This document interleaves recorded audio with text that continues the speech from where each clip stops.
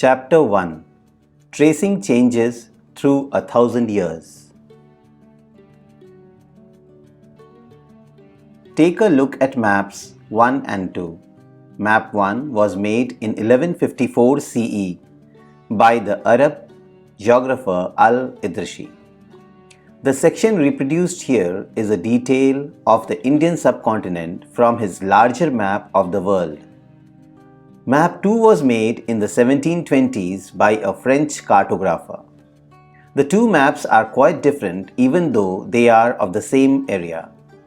In Al-Idrashi's map, South India is where we would expect it to find North India, and Sri Lanka is the island at the top. Place names are marked in Arabic.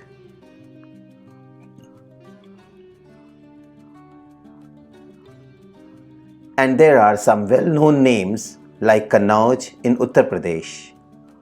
Map 2 was made nearly 600 years after the first, during which time information about the subcontinent had changed considerably. This map seems more familiar to us, and the coastal areas in particular are surprisingly detailed. This map was used by European sailors and merchants on their voyages. See Chapter 6. But look at the areas inland. Are they as detailed as those on the coast? Follow the course of the river Ganga and see how it is shown. Why do you think there is a difference in the level of detail and accuracy between the coastal and inland areas in this map? Equally important is the fact that the science of cartography differed in the two periods. When historians read documents, maps, and texts from the past, they have to be sensitive to the different historical backgrounds, the contexts in which information about the past was produced. New and old terminologies. If the context in which information is produced changes with time, what about language and meanings? Historical records exist in a variety of languages which have changed considerably over the years. Medieval Persian, for example, is different from modern Persian. The difference is not just with regard to grammar and vocabulary. The meanings of words also change over time. Take the term Hindustan for example. Today we understand it as India, the modern nation state. When the term was used in the 13th century by Minhaj-e-Siraj, a chronicler who wrote in Persian, he meant the areas of Punjab, Haryana, and the lands between the Ganga and Yamuna. He used the term in a political sense for lands that were a part of the dominions of the Delhi Sultan. The areas included in this term shifted with the extent of the Sultanate, but the term never included South India within it. By contrast, in the early 16th century, Babur used Hindustan to describe the geography, the fauna, and the culture of the inhabitants of the subcontinent.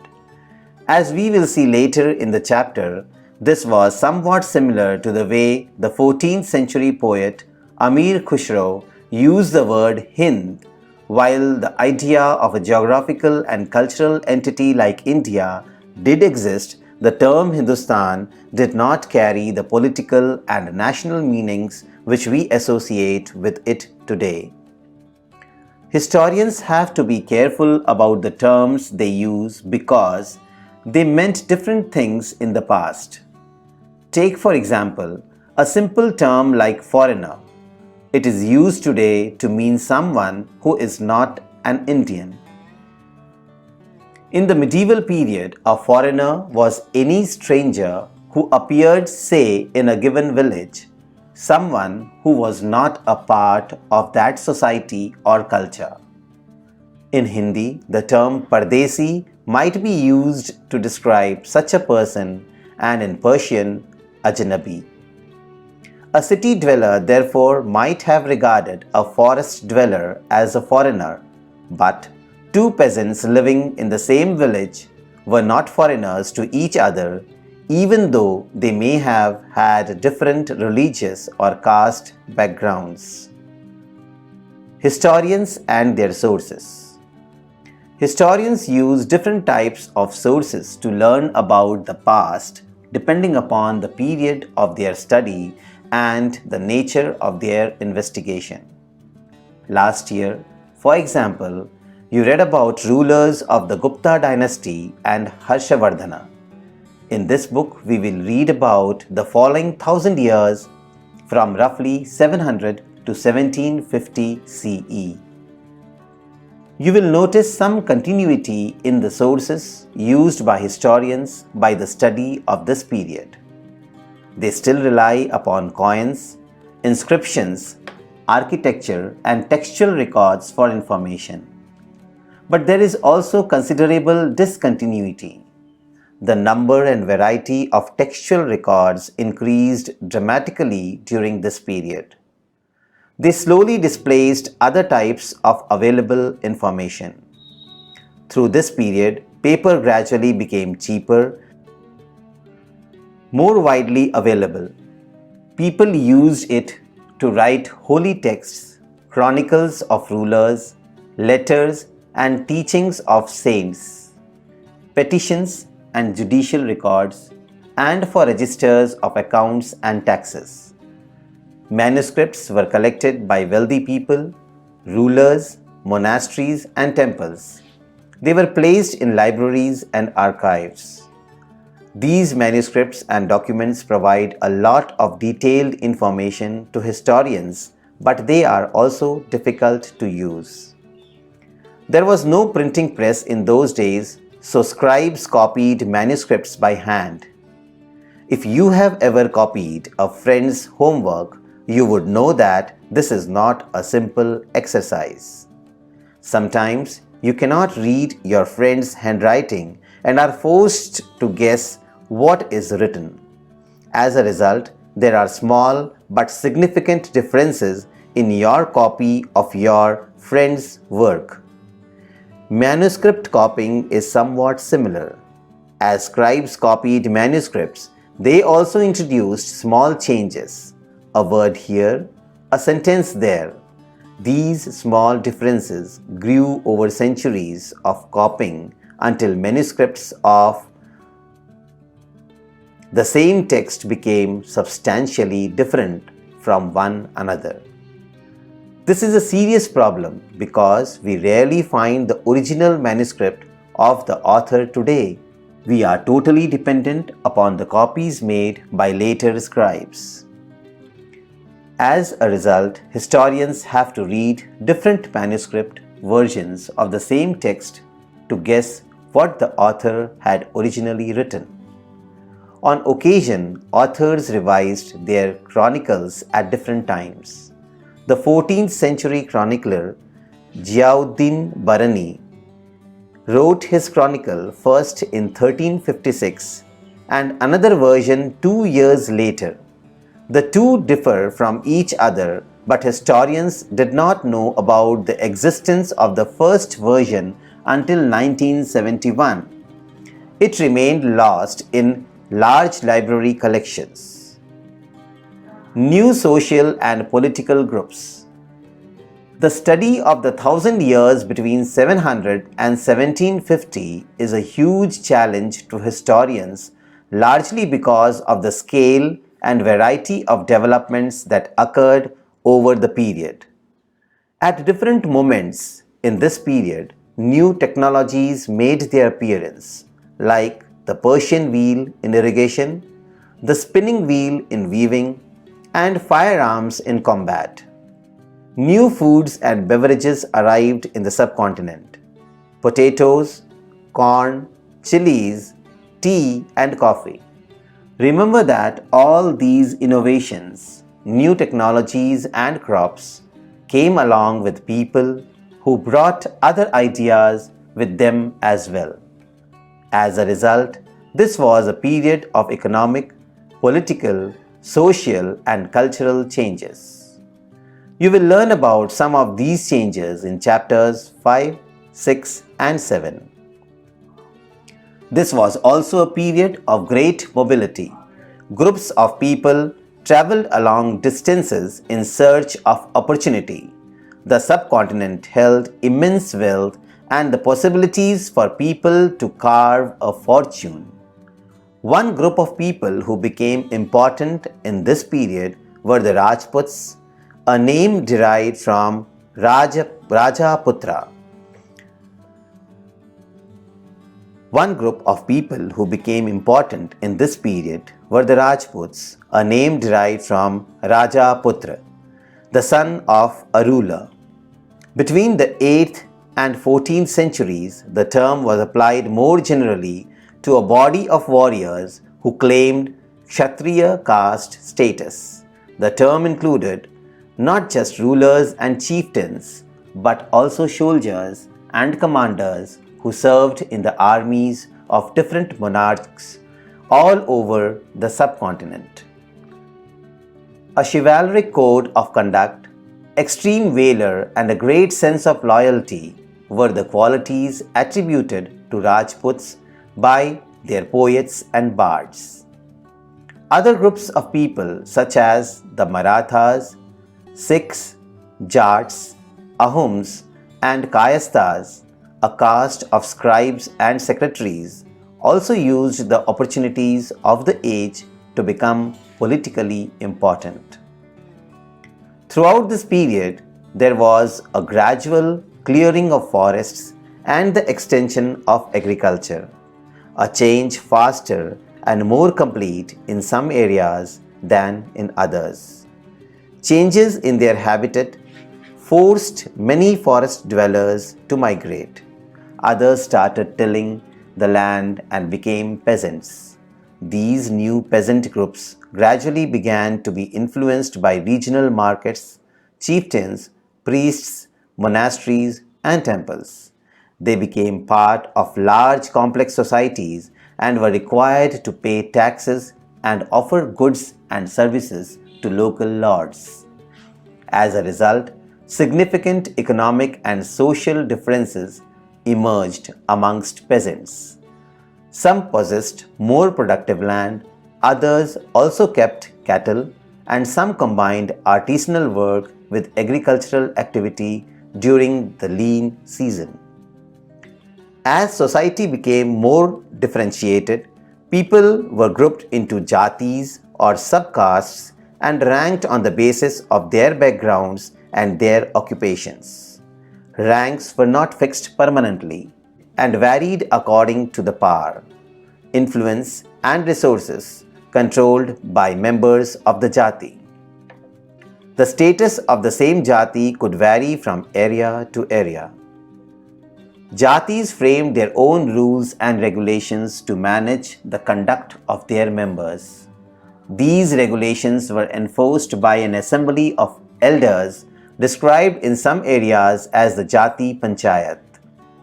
But Jatis were also required to follow the rules of their villages. Several villages were governed by a chieftain. Together, they were only one small unit of a state. Region and empire. Large states like those of the Cholas, chapter 2, Tughlaqs, chapter 3, or Mughals, chapter 4, encompassed many regions. A Sanskrit Prashasti, see chapter 2 for an example of a Prashasti, praising the Delhi Sultan Ghiyasuddin Balban 1266 to 1287, explained that he was the ruler of a vast empire that stretched from Bengal, Gaud in the east to Ghazni, Gajana in Afghanistan in the west and included all the South India, Dravida. People of different regions, Gaud, Andhra, Kerala, Karnataka, Maharashtra and Gujarat, apparently fled before his armies. Historians regard these as exaggerated claims of conquests. At the same time, they try to understand why rulers kept claiming to have control over different parts of the subcontinent. By 700, many regions already possessed distinct geographical dimensions and their own language and cultural characteristics. You will learn more about these in Chapter 9. They were also associated with specific ruling dynasties. There was considerable conflict between these states. Occasionally, dynasties like the Cholas, Khaljis, Tughlaqs, and Mughals were able to build an empire that was pan-regional, spanning diverse regions. Not all these empires were equally stable or successful. Compare, for example, tables 1 in chapter 3 and 4. What was the duration of rule of the Khalji and Mughal dynasties? When the Mughal Empire declined in the 18th century, it led to the re-emergence of regional states, chapter 10. But years of imperial pan-regional rule had altered the character of the regions. Across most of the subcontinent, the regions were left with the legacies of the big and small states that ruled over them. This was apparent in the emergence of many distinct and shared traditions in the realms of governance, the management of the economy, elite cultures, and language. Through the 1,000 years between 700 and 1750, the character of the different regions did not grow in isolation. They felt the impact of larger pan-regional forces of integration without ever quite losing their distinctiveness. Old and new religions. The 1,000 years of history that we are exploring witnessed major developments in religious traditions.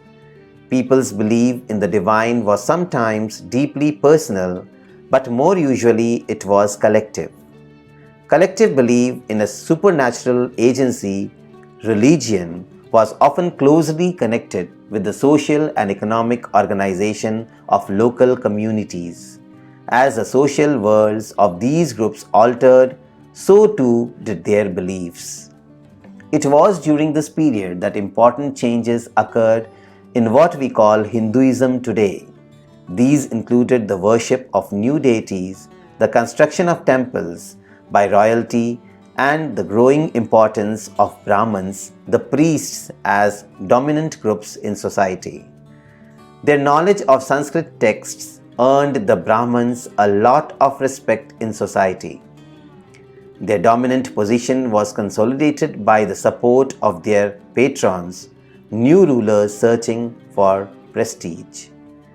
One of the major developments was the emergence of the idea of bhakti, of a loving, personal deity that devotees could reach without the aid of priests or elaborate rituals. You will be learning about this and other traditions in Chapter 8. This was also the period when new religions appeared in the subcontinent.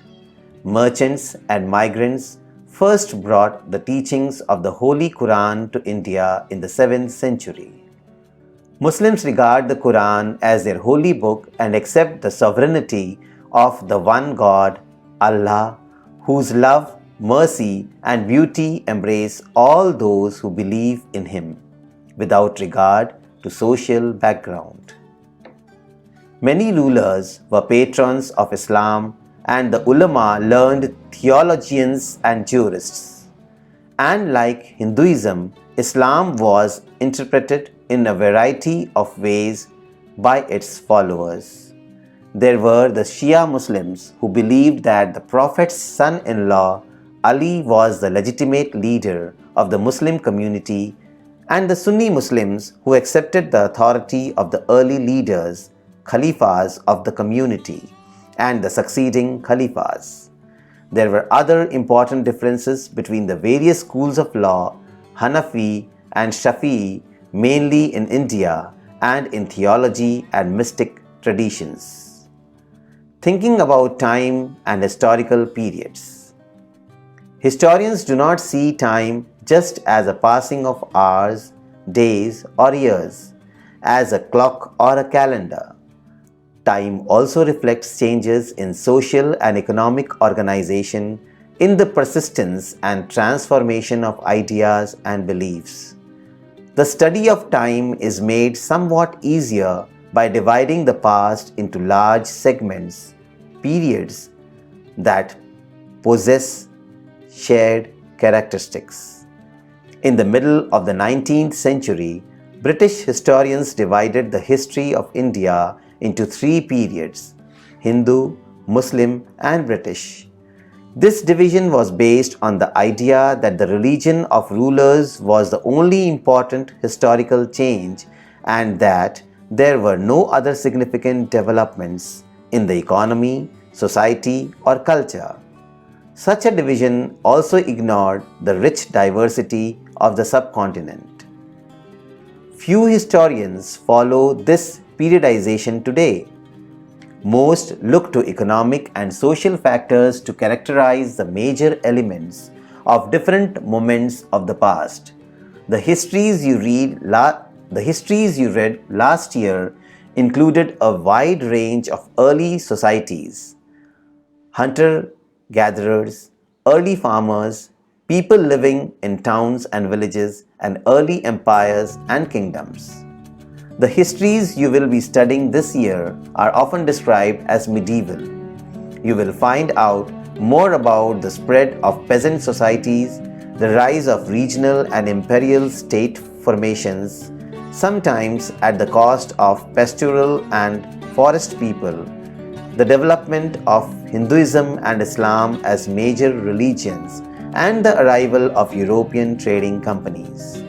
These 1,000 years of Indian history witnessed considerable change. After all, the 16th and 18th centuries were quite different from the 8th or the 11th. Therefore, describing the entire period as one historical unit is not without its problems. Moreover, the medieval period is often contrasted with the modern period. Modernity carries with it a sense of material progress and intellectual advancements. This seems to suggest that the medieval period was lacking in any change whatsoever. But of course, we know this was not the case. During these 1,000 years, the societies of the subcontinent were transformed often, and economies in several regions reached a level of prosperity that attracted the interest of European trading companies. As you read this book, look out for signs of change and the historical processes at work. Also, whenever you can, try and compare what you read in this book with what you read last year. Look out for changes and continuities wherever you can, and look at the world around you to see what else has changed or remained the same.